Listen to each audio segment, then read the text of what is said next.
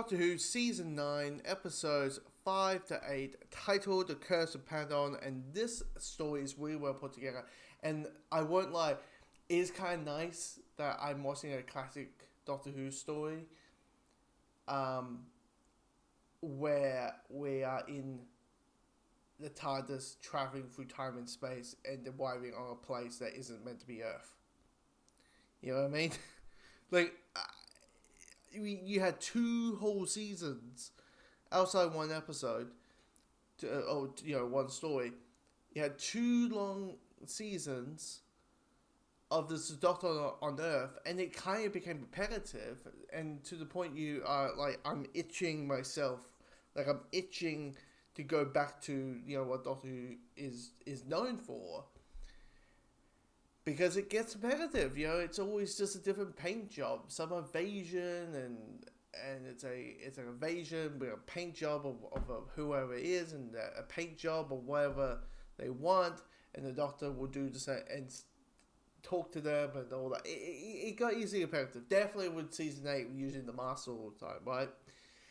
At least, Day of the Daleks had the Daleks, and you're able to change that up very quickly. Now, with this one, with Curse of the Peladon, the story is really well written. Even though I felt it was quite, like, Part 4 could easily be cut out and just have a couple of scenes from Part 4 in there to wrap it up and kind of end it like it's an Anthony Christie novel or whatever, like it's a Murder of the Orient Express.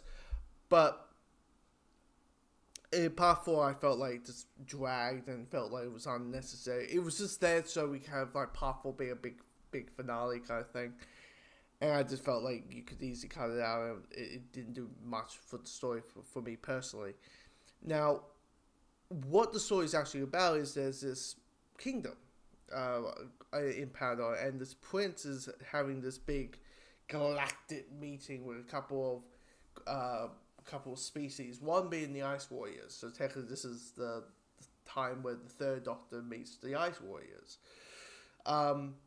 And this meeting is essentially, hey, join the galactic public, join the rest of the galaxy, and they're talking and trying to convince this prince that the planet should be part of it and not. But the problem is, someone isn't happy with that idea and likes to be independent because they have some beliefs of what that might be, and so they're doing everything in their power to stop it. That includes maybe killing people, that includes staring people, that includes threatening and doing X, Y, and Z, everything they can. But the Doctor and Joe shows up, and when they find something is a little bit fishy, of course the Doctor's going to be there and be like, okay, who's trying to kill us? Who's going to kill us? Now, naturally, the Doctor thinks it's the Ice Warriors, knowing his experience with the Ice Warriors. Which I'm like, for someone who's all about seeing the good in people, you really, a bit of a jumping to assumptions right there, Doctor. But it is kind of nice to have, like, a beta switch, here's the Doctor Who villain not being the villain, you know what I mean? The Ice Warriors being not wanting to do anything nasty or trying to take over the world. They don't want to do any of that. They just want to evince this planet to be part of a kingdom, part of the galaxy. That's basically what they want to do. And but there's a neat level of butting head. Now, what I will say is there's a really well written scenes in this, mainly when it comes to the political stuff. When it comes to the prince who's clearly new to the job, and he's just like, what do I do? What's the best option? He's contemplating himself. He's thinking, am I going to be a good ruler? Am I not?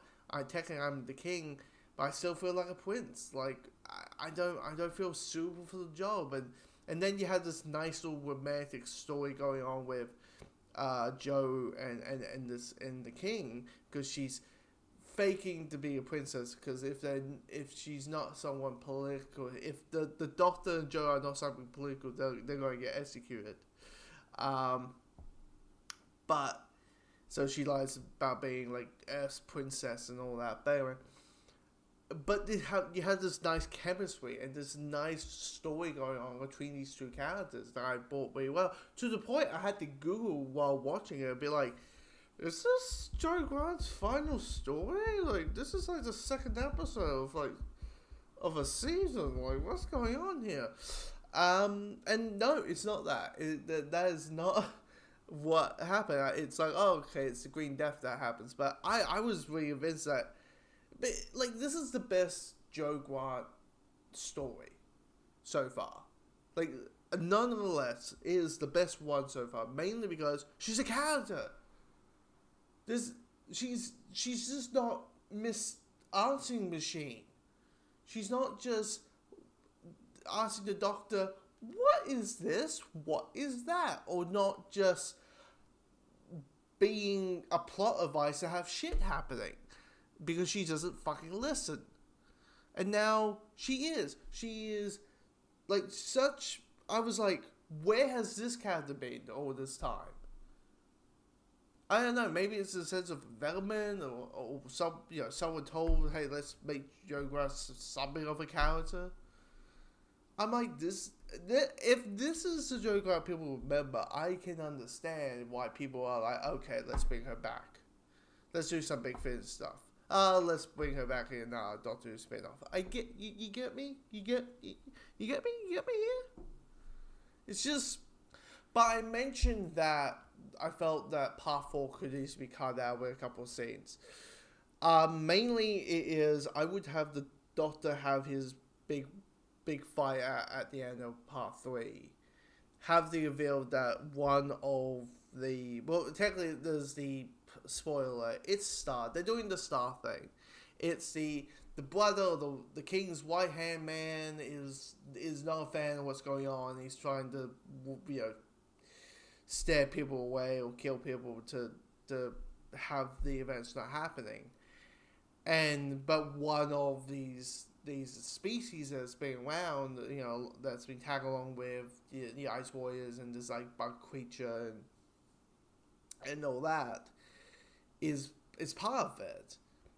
And so there's a big reveal that by this character shooting, trying to kill the Doctor, but the Ice Warrior kills them first. I would have that happen. Doctor has this big fight in part 3, big reveal, and then you have the ending of Christie, Doctor explaining what the hell happened, but I would have the King's Right Hand Man arrested, him getting the punishment, then you cut to the final scene of this story, which is the King and Joe say goodbye, and it's really not like they haven't. When they kiss, you just go. People would want to ship these if it came out today. Like, I was like, come on, this is not fair. Come on, why can't we have happy endings? Hey, I'll be like, Doctor, you grabbed a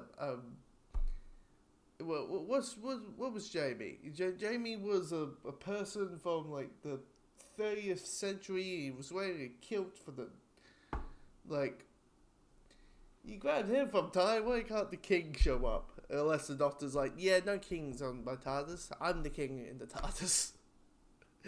I'll be like, sometimes Doctor, you'll be a king and a queen and all a dream.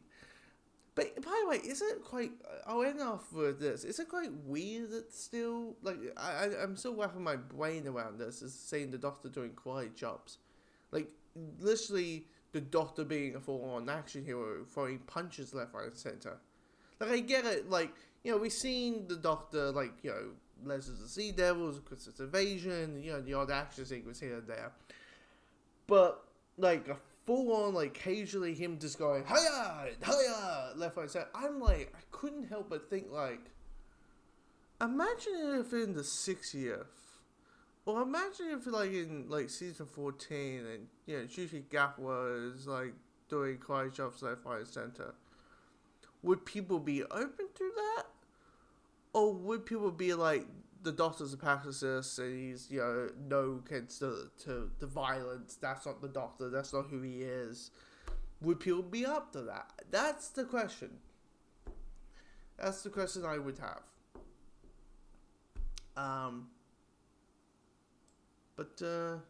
Yeah. Anyway, comment below what you think